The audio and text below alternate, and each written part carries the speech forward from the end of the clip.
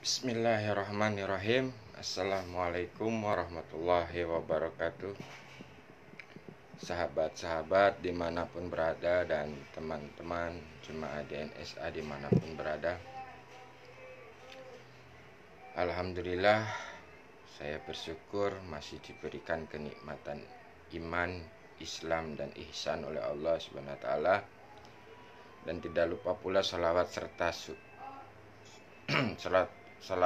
salam kita tetap curahkan kepada Habibana wa Nabiyana Muhammad SAW. Pada kesempatan pagi ini kita ketemu lagi untuk belajar bersama, ngobrol bersama. Tema pagi ini adalah memahami makna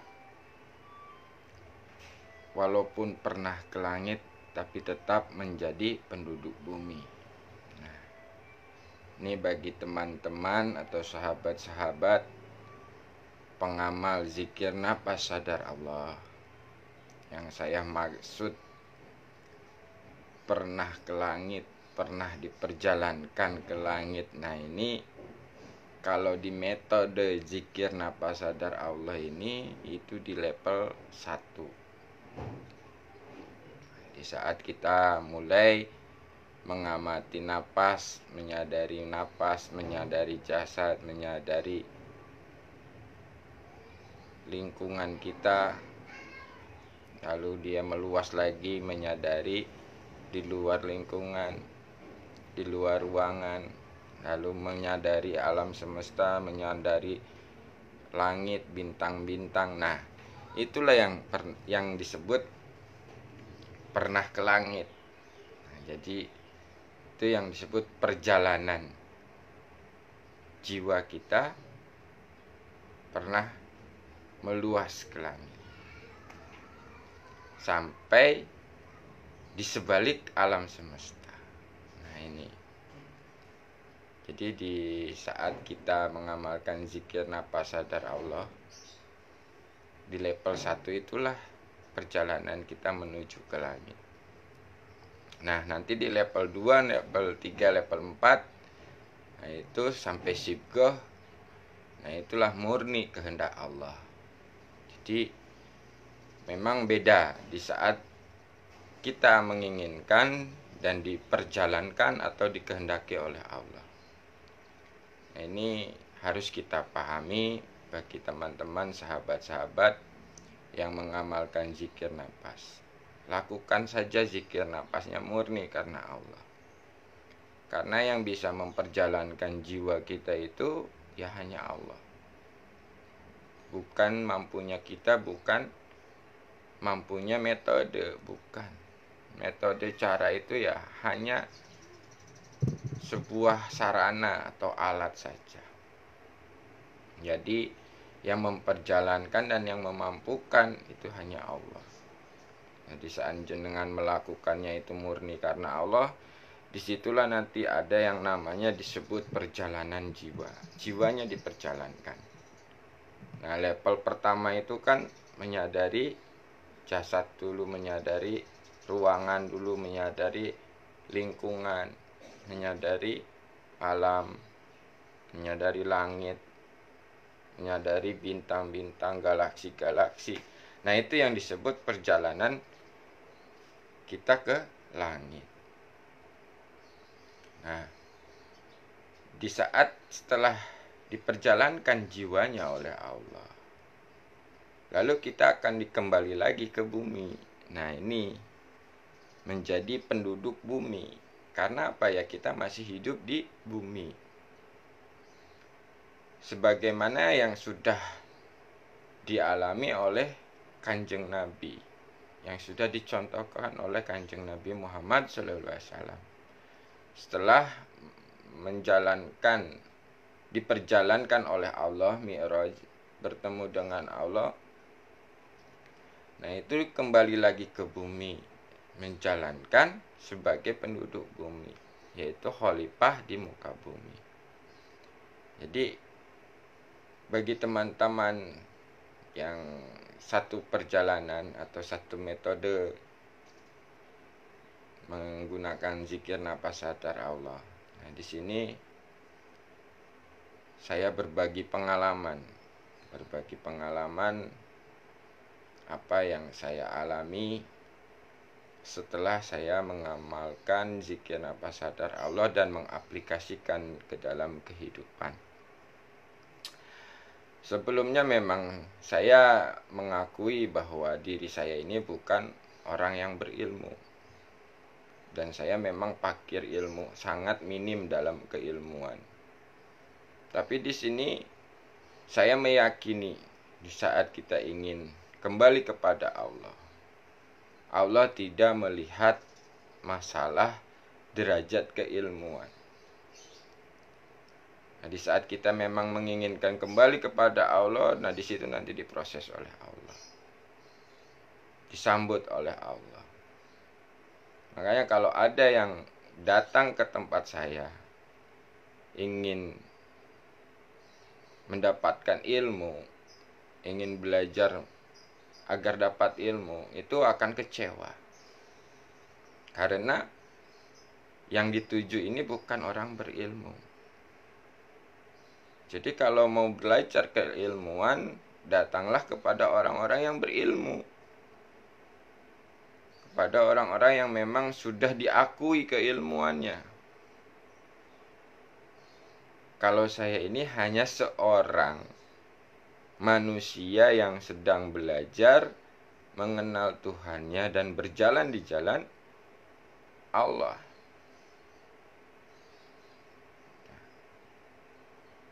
Kenapa saya membuka majelis itu? Ya karena diperintahkan.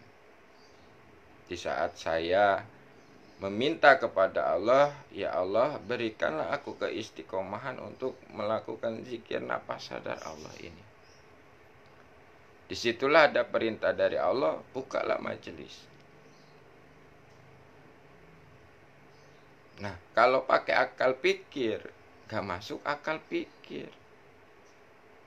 Orang saya gak punya ilmu disuruh buka majelis oleh Allah.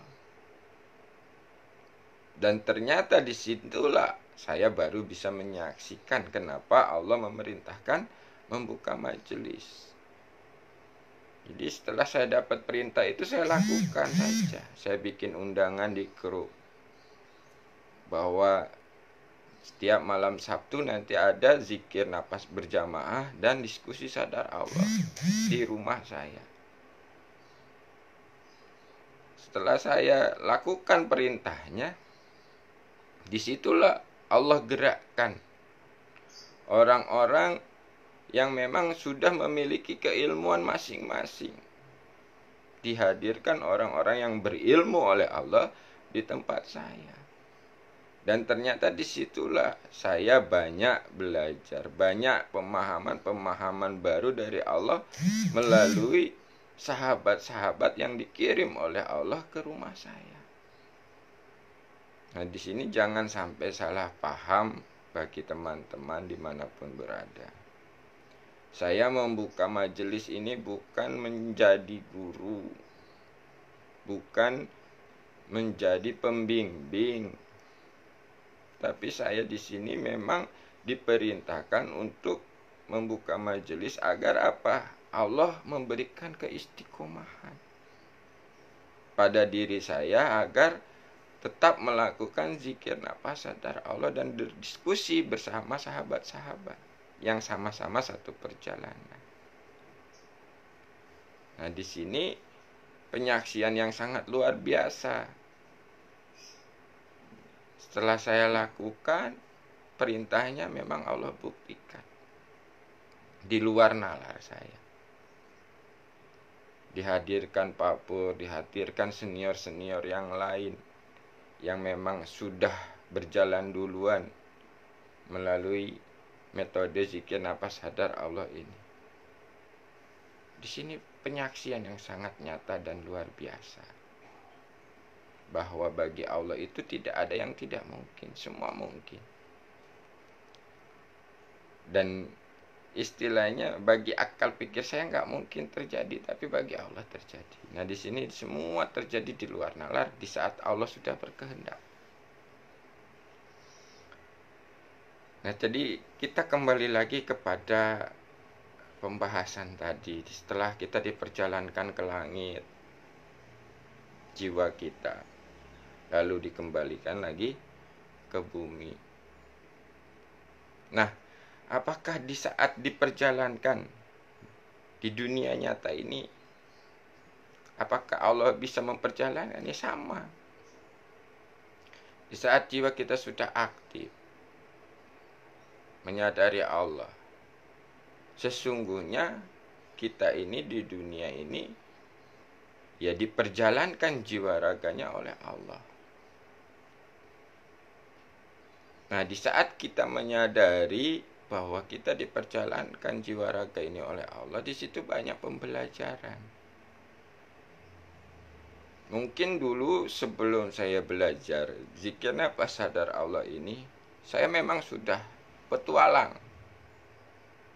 selalu berkelana, pindah kota, pindah provinsi, tapi tidak mengalami atau tidak menyadari apa makna perjalanan itu. Nah, setelah saya belajar zikir nafas sadar Allah ini, barulah saya dipahamkan oleh Allah. Di saat saya bertanya kepada Allah, ya Allah, pahamkanlah diri ini makna hidupku, ibadahku, matiku ini hanya untukmu ya Allah. Apa yang harus aku lakukan ya Allah? Nah, di situ turunlah perintah. Touring sadar Allah terapi gratis ke seluruh kota Indonesia. Nah, di saat dapat perintah itu, kalau pakai akal pikir, mentok.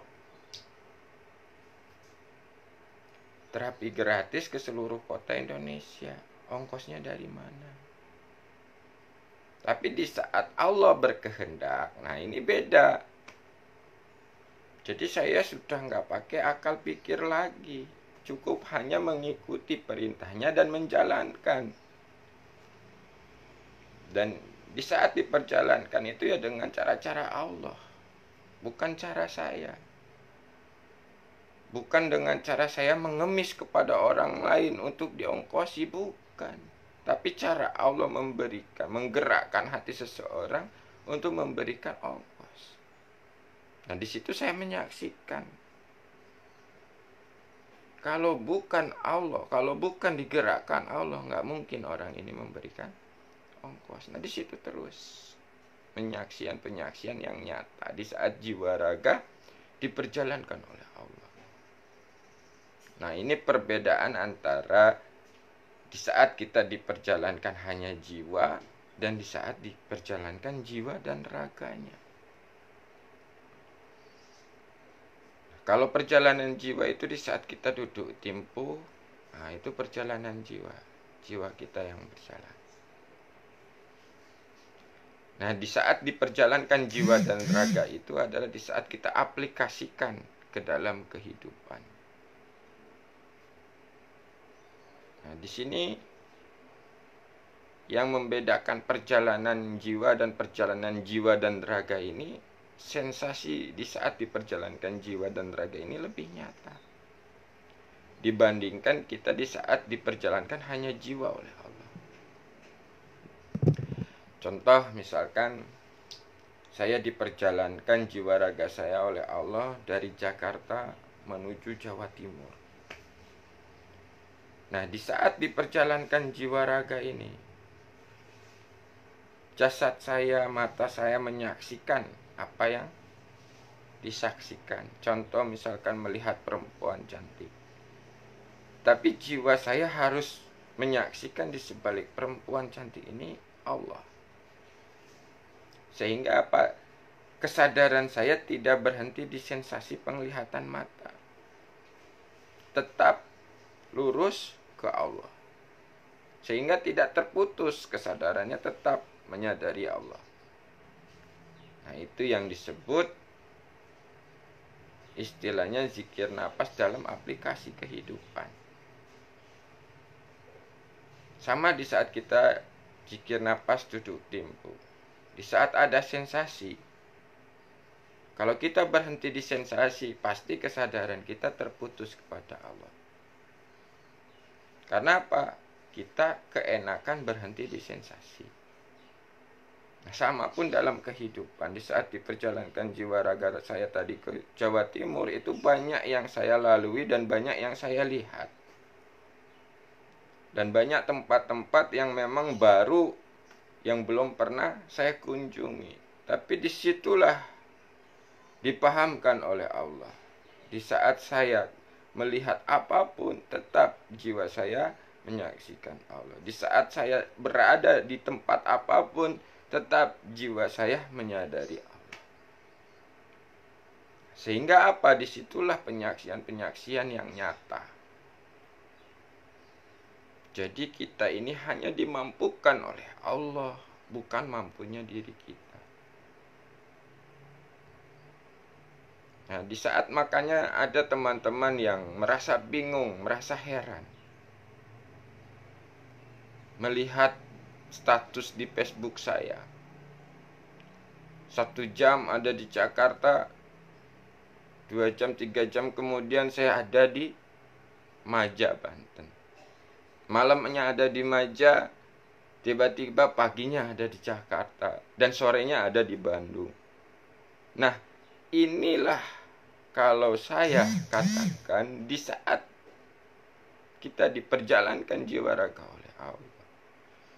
Itu yang menurut kita nggak mungkin itu ya, tapi terjadi.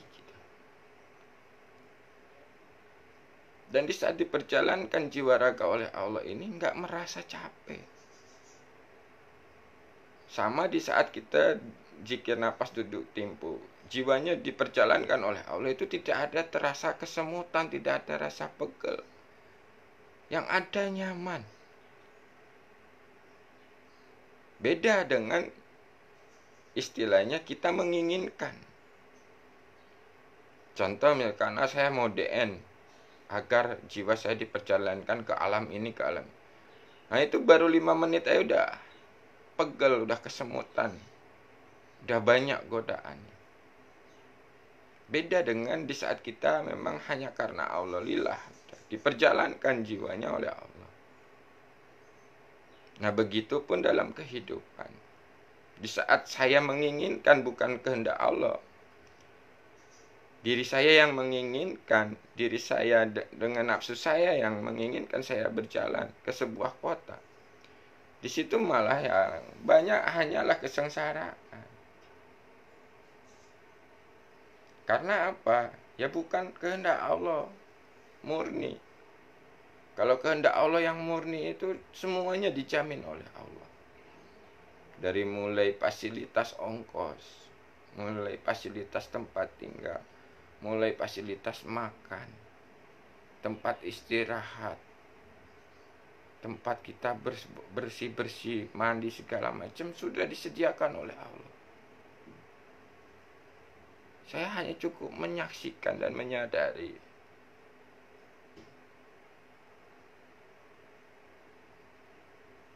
Nah, ternyata para sahabat dan teman-teman dimanapun berada, banyak teman-teman yang belajar berspiritual ketuhanan, tapi terjebak dengan sensasi angan-angan kehidupan di langit. Sedangkan kenyataannya masih hidup di bumi. Memang kita perlu dikenal oleh penduduk langit, tapi tetap harus menjadi penduduk bumi. Karena apa? Di saat kita bersujud ke bumi, suara kita terdengar di langit. Jika menggunakan kesadaran.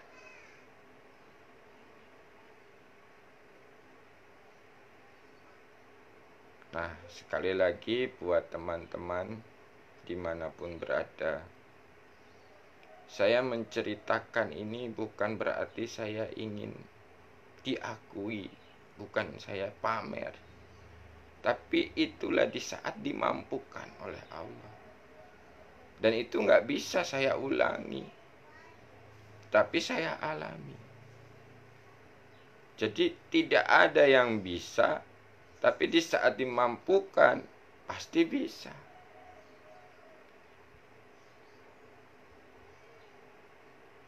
Dalam kehidupan ini, kita masih banyak meyakini di dalam hati ini kekuatan-kekuatan selain Allah. Sehingga apa? Tidak bisa menyaksikan kekuatan Allah yang sesungguhnya, yang ada di dalam diri kita yang dekat. Banyak orang masih mencari-cari kekuatan Allah. Banyak orang masih mencari-cari daya Allah. Sesungguhnya semua sudah ada di dalam diri kita di saat kita menyadari. Contoh, ya saat ini saya berbicara. Ini dengan kekuatan Allah yang Allah berikan kepada diri. Tanpa Allah memberikan kekuatan kepada diri ini tidak bisa berbicara. Dan di saat nikmat bicara ini dicabut oleh Allah, itu gak bisa kita bicara. Karena apa? Saya banyak pembelajaran dari orang-orang yang kena stroke. Karena saya punya amanah sebagai terapis. Amanahnya pasien, tandanya sakit, perintahnya saya terapi. Nah, di situ saya banyak pengalaman bagaimana Allah mengambil nikmat suara, nikmat gerak tangan dan kaki, nikmat pikiran yang sering kita lupakan di saat kita masih sehat. Sekarang kalau kita boleh jujur kepada diri kita, kita tanyakan, berapa tahun kita pakai nikmat mata, telinga, hidung, mulut, kaki, tangan, organ tubuh, pikiran? Berapa tahun kita pakai? Pernah nggak kita mensyukurinya? Jawab dengan jujur, pasti nggak pernah. Nah, di saat diambil nikmat itu, baru kita sadar bahwa tanpa nikmat itu, kita tidak bisa apa-apa. Tanpa Allah berikan kemampuan untuk itu, kita tidak bisa apa-apa.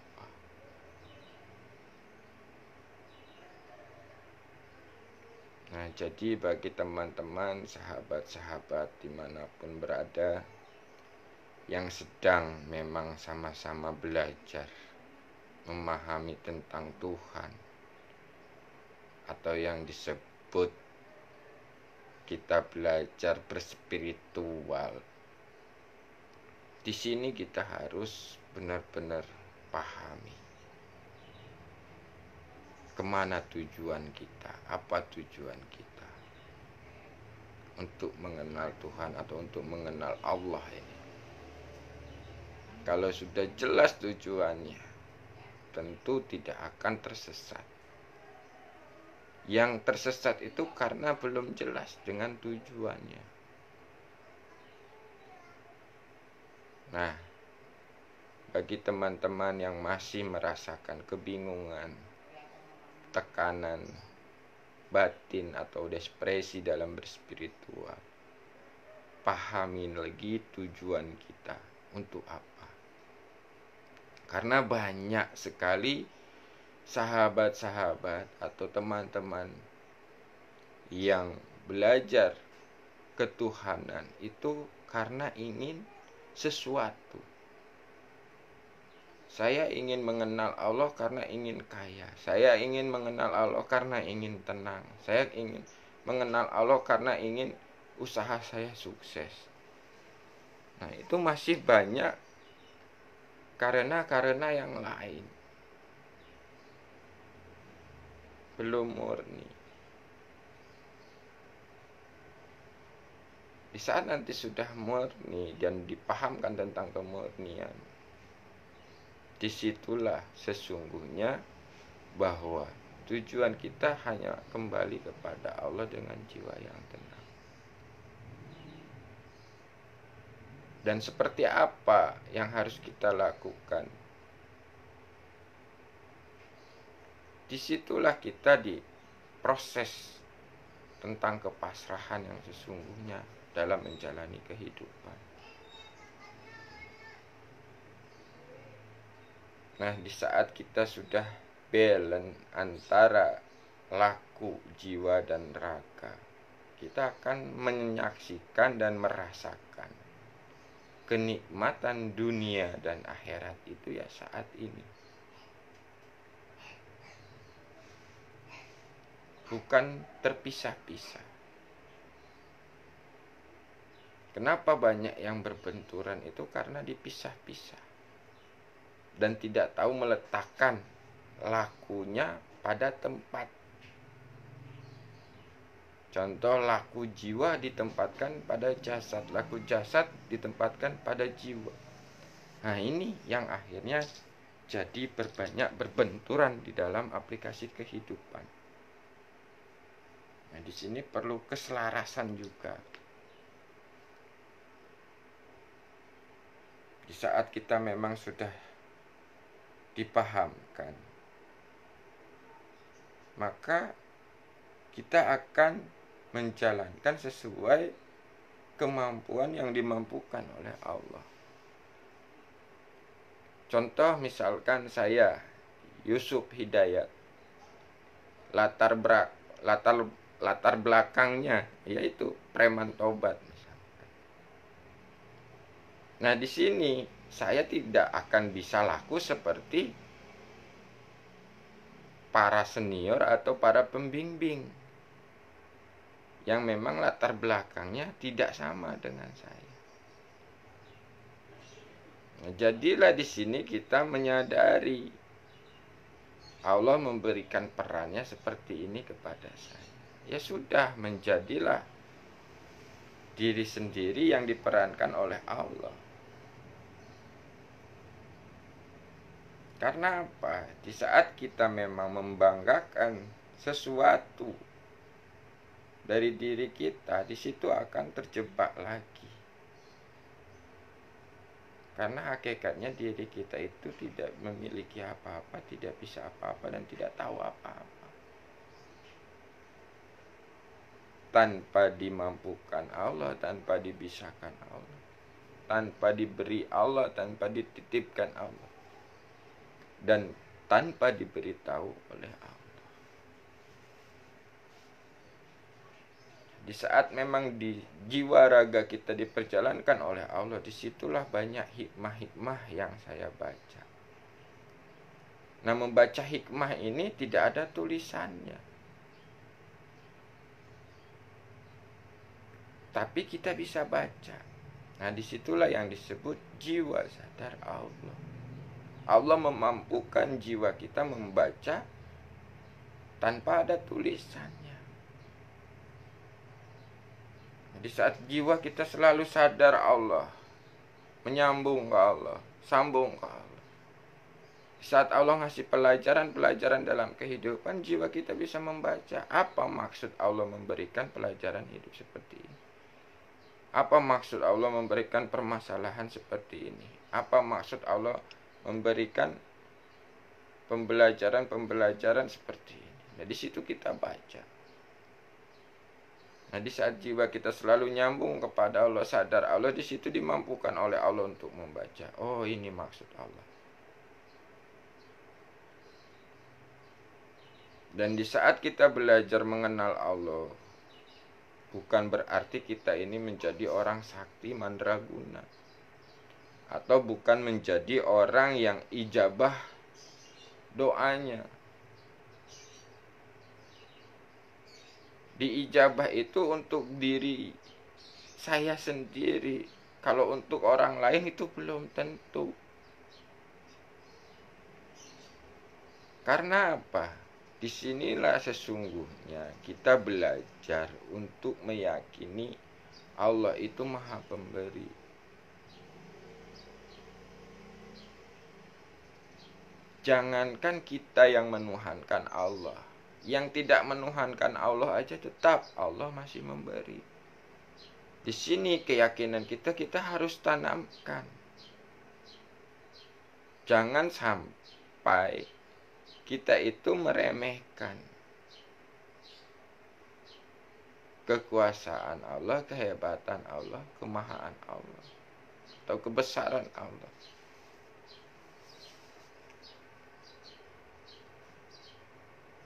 Di saat kita memang sudah meyakini Allah dekat, Allah Maha Pemberi, Allah Maha Mengabuli, kenapa kita nggak bicara aja?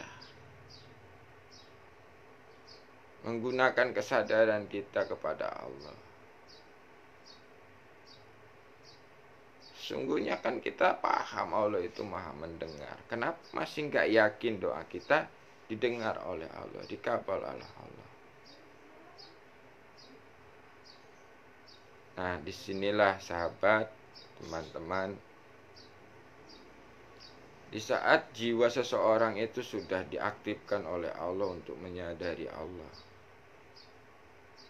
tentu orang itu tidak akan tertipu lagi dengan casing, tertipu lagi dengan ucapan-ucapan kata-kata, tertipu lagi dengan penampilan. Karena apa? Di situ orang-orang yang sudah diaktifkan jiwanya menyadari Allah atau jiwanya sadar Allah, Allah memberikan kemampuan, Allah memberikan kekuatan. Orang-orang yang jiwanya sudah diaktifkan oleh Allah untuk sadar Allah, dia bisa melihat yang tanpa ada wujud, bisa membaca yang tanpa ada tulisan, bisa mendengar yang tanpa ada suara. Nah, disitulah makanya orang-orang yang memang sudah diaktifkan jiwanya oleh Allah tidak akan tertipu lagi, sehingga akan selalu berkomunikasi dengan Allah, sehingga akan selalu berserah total jiwa raganya kepada Allah.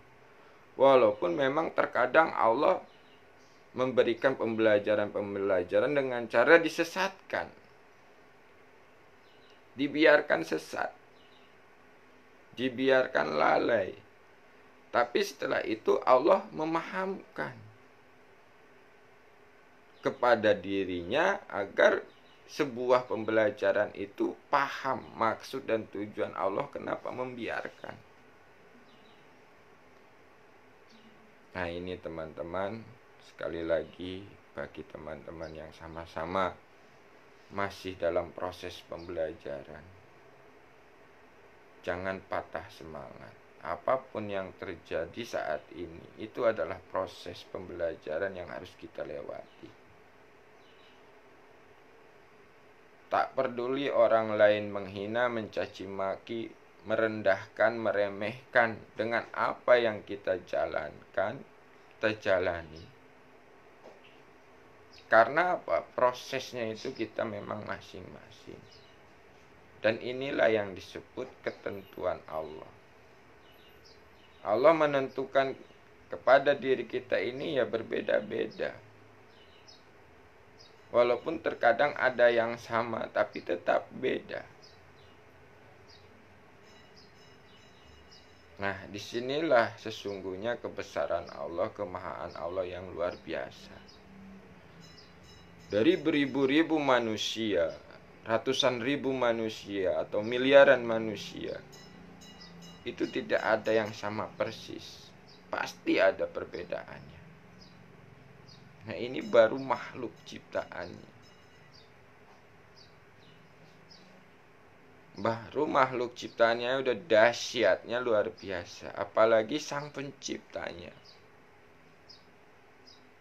Makanya kita wajib untuk mengenal sang pencipta yang telah sangat luar biasa.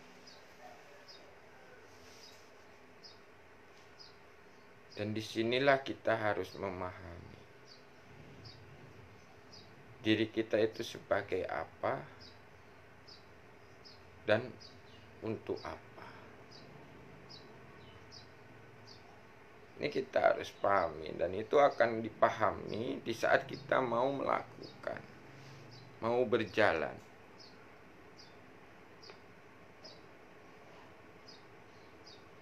Bagi teman-teman yang memang diberikan keistiqomahan oleh Allah untuk bersama-sama saya selalu menjalankan zikir nafas berjamaah dan diskusi tentang sadar Allah, saya ucapkan terima kasih masih mau bersabar mengikuti proses dari Allah. Dan sesungguhnya memang kita ini tidak bisa sabar tanpa dimampukan oleh Allah untuk sabar. Karena apa? Ya, nafsu diri ini selalu bergejolak. Selalu ada peperangan di dalam jasad kita ini. Nah, disitulah jiwa kita harus benar-benar menyaksikan. Sehingga apa? Bisa meminta perlindungan kepada Allah. Karena sesungguhnya jiwa ini, diri ini tidak berdaya tanpa kekuatan Allah. Nah, itu teman-teman sedikit berbagi tentang perjalanan jiwa dan perjalanan jiwa dan raga. Dan di sini pun kita memang harus pahami makna perjalanan ke atas langit itu seperti apa, dan perjalanan di atas bumi ini yang disebut diperjalankan jiwa raganya. Apakah bisa diperjalankan jiwa raganya ini ke langit? Bisa. Yaitu dengan naik pesawat. Nah, naik pesawat itu kan jiwa raga kita naik ke langit. Dan ternyata memang benar, setelah nyampe di langit itu ada kehidupan.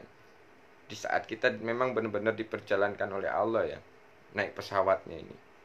Bukan keinginan nafsu kita atau punya kepentingan-kepentingan, atau istilahnya untuk rekreasi. Beda ini. Karena apa? Di saat diperjalankan jiwa raga oleh Allah naik pesawat ini, di situ bisa menyaksikan kebesaran Allah, bahwa ternyata di langit itu pun ada kehidupan. Nah, bagi orang-orang yang sudah diaktifkan kesadarannya, pasti akan oleh Allah tentang kehidupan di langit. Dan itu nggak perlu saya ceritakan, tapi bagi orang-orang yang sudah sama-sama mengalami pasti akan paham. Jadi itu teman-teman, sahabat-sahabat, sekali lagi saya akui diri saya ini bukan orang yang berilmu, bukan orang ahli ilmu. Jadi kalau ada yang mau berguru kepada saya, mau belajar kepada saya, jangan menyalahkan saya kalau tidak bisa memberikan keilmuan. Makanya saya pesankan kepada teman-teman, kalau ingin belajar keilmuan, datanglah kepada orang yang tepat, memang yang orang sudah ahli di dalam keilmuannya. Misalkan ilmu fikih, ilmu tajwid, ilmu kitab, nah itu harus datang kepada orang-orang yang sudah kompeten, sudah diakui oleh negara. Kalau datang ke tempat saya itu ya silaturahmi aja karena Allah. Makanya kalau ada yang masih niatnya mencari ilmu, atau istilahnya ingin dapat ilmu, nah di situ nanti akan kecewa. Karena apa? Orang yang didatangin ini bukan orang berilmu. Sekali lagi kita samakan, niatkan lurus hanya kepada Allah. Di saat bagi teman-teman yang sudah diistiqomahkan hadir di tempat saya, DN berjamaah dan berdiskusi sadar Allah, luruskan terus, jangan dikasih kendor, lurus terus ke Allah. Kita sama-sama belajar, kita sama-sama berjalan. Karena di saat dimampukan itu tidak ada yang tidak mungkin. Walaupun pertama, walaupun cuman baru, cuman sekali DN, tapi di saat Allah berkehendak memampukan dirinya itu memahami, di situ akan terjadi. Jadi bagi teman-teman yang sama-sama sudah berjalan, jangan merasa diri kita ini sudah paling lama, sudah paling paham. Karena sesungguhnya di saat kita merasa, disitulah jebakan Batman yang sangat halus, jebakan setan yang sangat halus. Justru Allah tidak akan menambahkan pemahaman-pemahaman lagi di saat kita sudah merasa paham. Nah, di sini justru kita harus menyadari, semakin kita berjalan, semakin kita mendekat, semakin kita dipahamkan, semakin kita menyadari diri ini tidak bisa apa-apa tanpa dipisahkan Allah. Diri ini tidak tahu apa-apa tanpa diberitahu Allah. Dan diri ini tidak bisa bicara tanpa dengan kekuatan Allah, tanpa dimampukan oleh Allah. Karena saya banyak sekali mengalami pembelajaran. Ada seorang pasien yang sedang saya tangani, dia stroke, nggak bisa bicara. Tapi saya ajak kesadarannya ke Allah. Terus saya ajak kesadarannya untuk kembali ke Allah. Tiba-tiba dia bisa baca Al-Fatihah. Tiba-tiba dia bisa azan, qomat. Tapi bicara yang lain dia nggak bisa. Nah, di situ saya menyaksikan kebesaran Allah, kehebatan Allah, kemahaan Allah. Ternyata di saat Allah memang berkehendak bisa. Tapi bisanya itu dengan yang dikehendaki. Allah berkehendaknya dia itu cuma bisa adzan, bisa Al-Fatihah, bisa baca surat pendek. Ya sudah, itu saja. Yang lainnya nggak bisa. Ngomong makan, ngomong ini dan itu dan sebagainya nggak bisa. Kalau menurut logika akal kita itu kan harusnya bisa. Karena bisa baca Al-Fatihah, berarti kan bisa ngomong. Tapi nyatanya nggak bisa. Nah, di situ saya menyaksikan. Jadi Allah berkehendaknya hanya memampukan dia baca Al-Fatihah. Oh, di situ saya baru menyadari. Di saat nikmat mulut ini dan bicaranya ini cabut, gak bisa apa-apa. Mulutnya ada, lidahnya ada, suaranya ada, tapi gak bisa bicara. Di situ kan sebuah pembelajaran yang saya saksikan. Ternyata memang betul, hakikatnya diri kita ini gak bisa apa-apa. Tapi kita gak menyadari di saat kita masih sehat, merasa diri kita yang mampu, merasa diri kita yang bisa. Begitu dia cabut nikmat kakinya sebelah, tangannya sebelah, gak bisa bergerak. Nah, di situ bukti nyata bahwa diri kita itu gak bisa apa-apa. Untuk menggerakkan kaki dan tangan aja gak bisa tanpa Allah berikan kekuatan, tanpa Allah izinkan untuk menggerakkan. Nah, ini bagi teman-teman dan sahabat-sahabat dimanapun berada, tetaplah lanjut terus. Jangan patah semangat. Karena memang proses ini harus kita lewati. Dan saat ini saya diproses oleh Allah untuk memahami kesinkronan antara laku lahir dan laku batin, agar tidak terjadi benturan dalam aplikasi kehidupan. Jadi Nabi Muhammad pun setelah diperjalankan jiwa raganya oleh Allah, begitu kembali ke bumi tetap menjalani kehidupan sebagai ya makhluk bumi. Waktunya dagang, dagang, waktunya ibadah, ibadah, waktunya perang, perang, waktunya dakwah, dakwah. Nah, di situ baru saya mulai sadari, oh, ini yang harus dijalankan. Bukan setelah kita mengenal Allah itu merasa paling sakti, merasa paling hebat dan gak perlu melakukan apa-apa. Nah, ini yang disebut salah kaprah, gagal paham dalam berspiritual. Dan di saat kita sudah mengenal Allah itu bukan berarti sudah pintar segalanya. Enggak, tetap harus tolabul ilmi, tetap harus minaunas.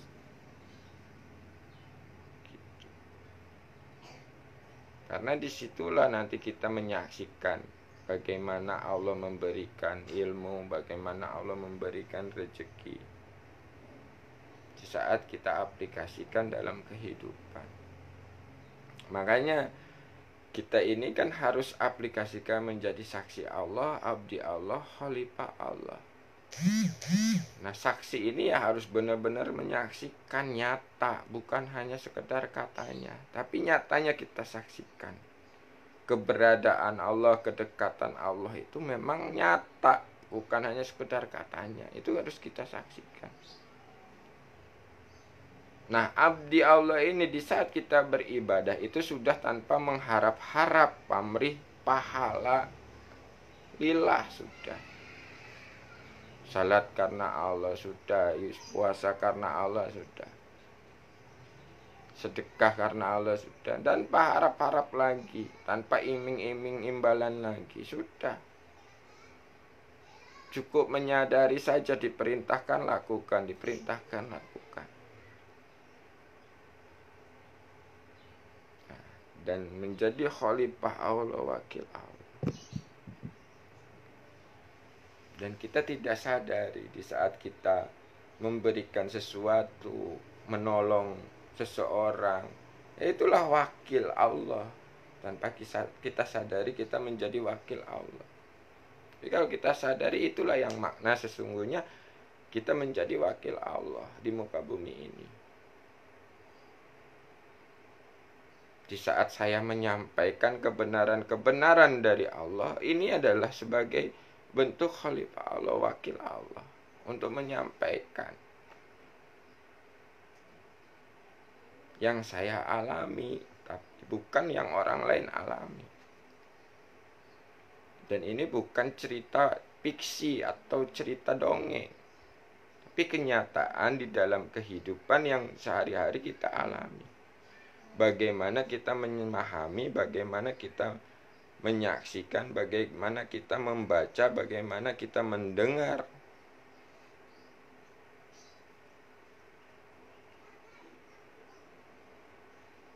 Yang murni benar dari Allah. Karena di saat kesadaran jasad aktif, kesadaran jiwa aktif, kesadaran ruh aktif, ini akan diaktifkan pula penglihatan batin, pendengaran batin, perasaan batin ya. Jadi tidak terhenti di penglihatan lahir, di pendengaran lahir, di perasaan lahir. Maksudnya lahir ini lahiriah jasad. Nah itu teman-teman. Jadi saat ini saya berbisnis itu bukan ikhtiar atau mencari untung rugi. Tapi di saat ini saya berbisnis itu hanya menjalankan amanah tanda perintah dari Allah. Sudah saya lakukan saja. Amanahnya saudara, tandanya memberi kan peluang. Perintahnya ya bantu saudara itu untuk menjual produknya, untuk mengembangkan peluangnya bagi orang lain. Karena di sini gratis. Jadi kalau memang benar murni dari Allah tuh banyakkan gratis dan di luar nalar.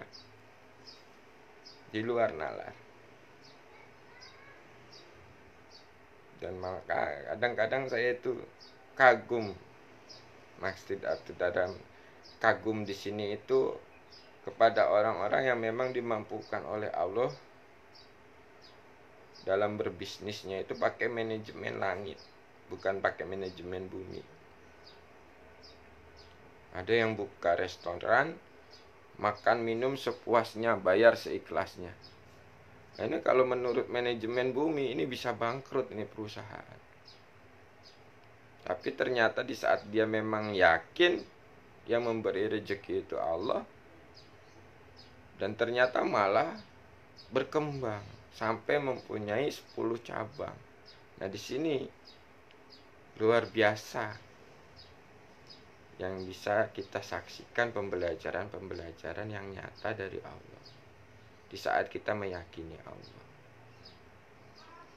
Baik, saya simpulkan obrolan pagi ini, mudah-mudahan ada manfaatnya. Jadi memahami walaupun pernah kita ke langit, tapi tetap menjadi penduduk bumi. Nah, di sini bagi teman-teman yang belajar ketuhanan, belajar mengenal Allah, jangan terjebak di wilayah-wilayah keindahan perjalanan jiwa di saat diperjalankan ke langit. Dan sesungguhnya kita ini masih penduduk bumi. Kembali lagi ke benang merah kita kepada Rasulullah. Karena Rasulullah itu Nabi Muhammad SAW setelah diperjalankan jiwa raganya oleh Allah dan dikembalikan ke bumi, dia menjalani kehidupan sebagai penduduk bumi.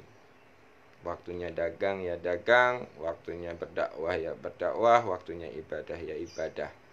Dan tidak merasa dirinya itu menjadi sakti mandraguna, dan tidak mengandalkan kedekatan dirinya ini kepada Allah untuk kesenangan, kenikmatan hawa nafsu dirinya di dunia. Tetap dia berserah kepada Allah, mengikuti kehendak-kehendak Allah, dan menerima semua ketentuan-ketentuan yang Allah berikan di dalam kehidupannya. Nah, itu yang harus kita pahami dan kita renungkan. Bagi teman-teman yang belajar ilmu ketuhanan, janganlah sampai kita terjebak di wilayah-wilayah halusinasi berspiritual dan terjebak di wilayah sensasi-sensasi berspiritual. Sadari sesungguhnya diri ini ingin mengenal Tuhan, mengenal Allah itu agar kita bisa menjalani kehidupan dunia akhirat ini sesuai dengan kehendak Allah. Jadi itu yang bisa saya sampaikan. Mohon maaf apabila ada kesalahan. Wassalamualaikum warahmatullahi wabarakatuh.